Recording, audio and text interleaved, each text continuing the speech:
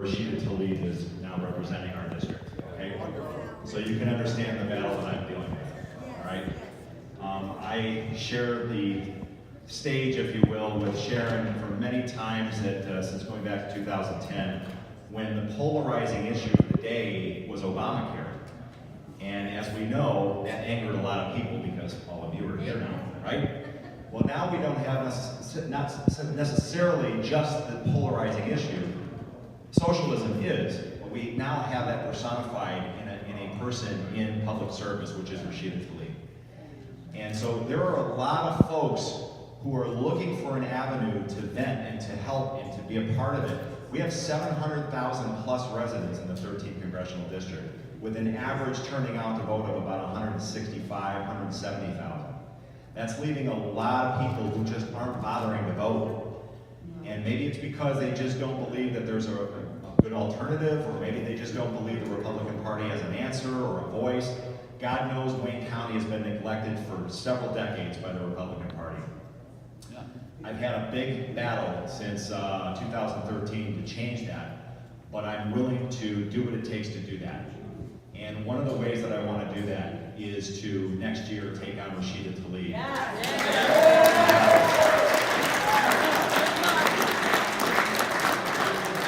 What I want you to know is that my battle is against the idea of socialism. I'm going to make this 100% of a referendum against socialism. I have no interest in going after Rashida Tlaib personally. I have no interest in any superficial issues. I have no interest in her religion. I have no interest in any of those things, because all the media is going to do is turn that around and make us look like racist goons. I'm not going to give them that ammunition. There is enough red meat in the socialism that I can make it 100% about an idea that represents anti-freedom. And that's what socialism represents, right? Okay. A couple of things. I took some notes, and I just wanted to go over a couple of things with you, just to sort of augment what Theron was saying. But to know your enemy is to talk and listen with your enemy. And I've actually gone to some of their meetings. I have sat down and listened to some of this socialist rhetoric. But I've sat down in rooms that were filled with people just like you, that were looking for answers. And they felt like socialism was an answer for them, for whatever reason.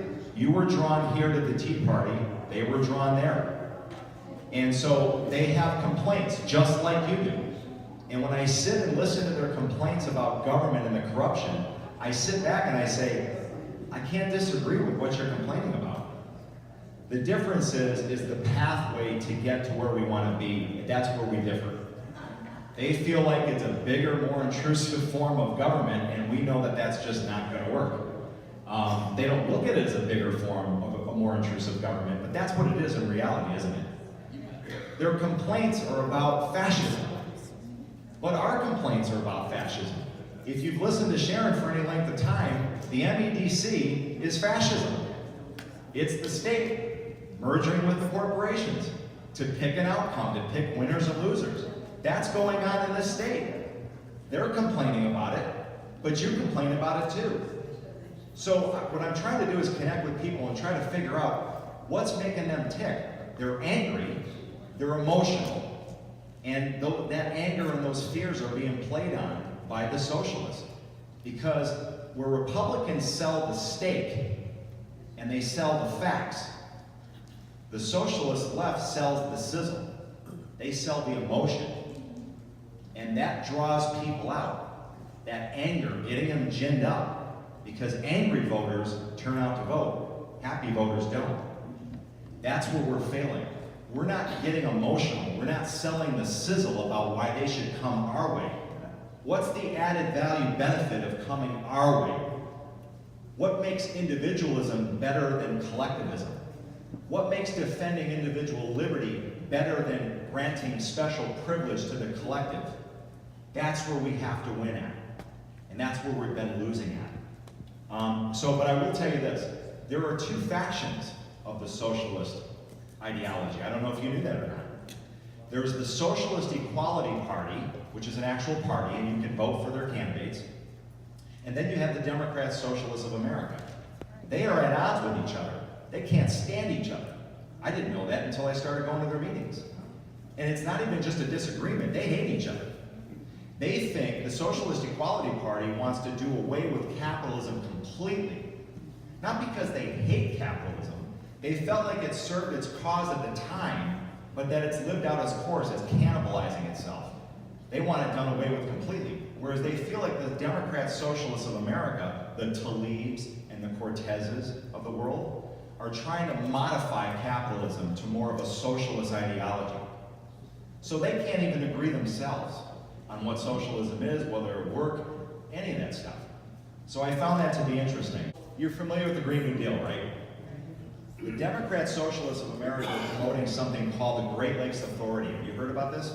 Yeah. Okay.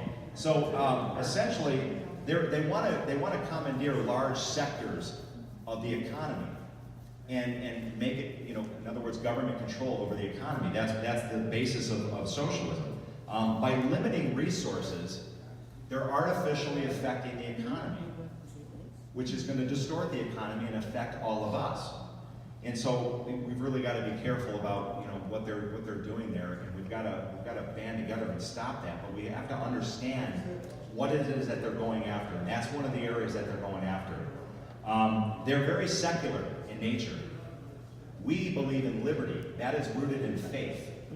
They don't want you in faith. They want your loyalty to society and your commitment to the state. That's what they're all about. And you hear that in their rhetoric. So we have to sell why liberty is better, why being rooted in faith and personal responsibility is better, and why it's more sustainable and inclusive. You hear those buzzwords? Sustainable, inclusive? Those are words they use. Let's use it for liberty. Let's use it for faith.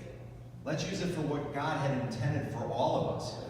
And I don't want you to get down if you lose a battle here and there, because the horses may ready for a battle, but the victory is of the Lord's. Amen. It's not your victory, it's His, right? I say this to you because I know full and well what I'm up against. But if we go at this as an investment in our future, if we go at this saying, hey, if we come out of this in 2020 and I've built more of a base of those, 300,000 to 400,000 people that just don't bother to vote in Wayne County, in my district, right? If I can build more of a base, raise more funds, that means I have a better chance of going at these people in other ways in the future, whether it's over an issue or a smaller candidate or another one of their congressional candidates or her again. So there's victory to be had no matter what happens. That's what I'm going after. I want to build. All right? So I'm doing something. I think this is kind of neat. You all are familiar with social media, right? Do you use it the way you should? The hashtags? What I want you to do is remember hashtag replace Rashida. Okay? Now why this is cool is that every time you post something on Twitter refuting something that she has said, right, selling that sizzle, do hashtag replace Rashida.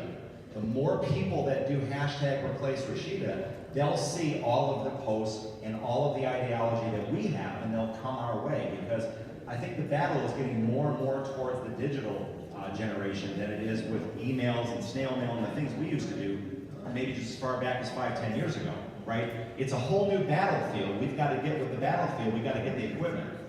So these are bumper stickers. I'm selling them, suggested donation of $5.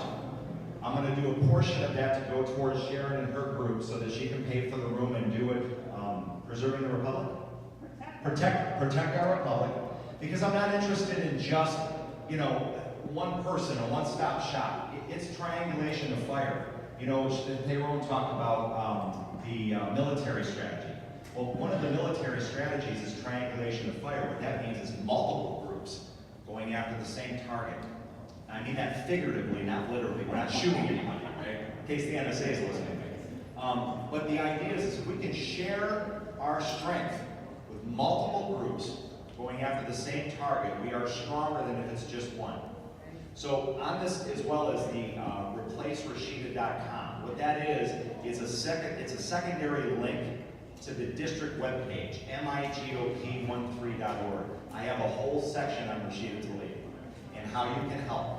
So I need door knockers, I need people who can make phone calls, I need people who are great at writing, I need people who are great at social media. It's going to be a big battle, but I believe we can win, and the proof in that is Donald Trump, right? Because who would have thought he was going to win? I mean, it was a lock for Hillary, right? But he is proof that money, messaging, and a good army of people who are committed to the cause can uproot any of what they have to offer. She took all of us for granted, and she lost. And we can do that again with Tlaib and Cortez and all the rest of them, right? All right, so that's what I'm doing.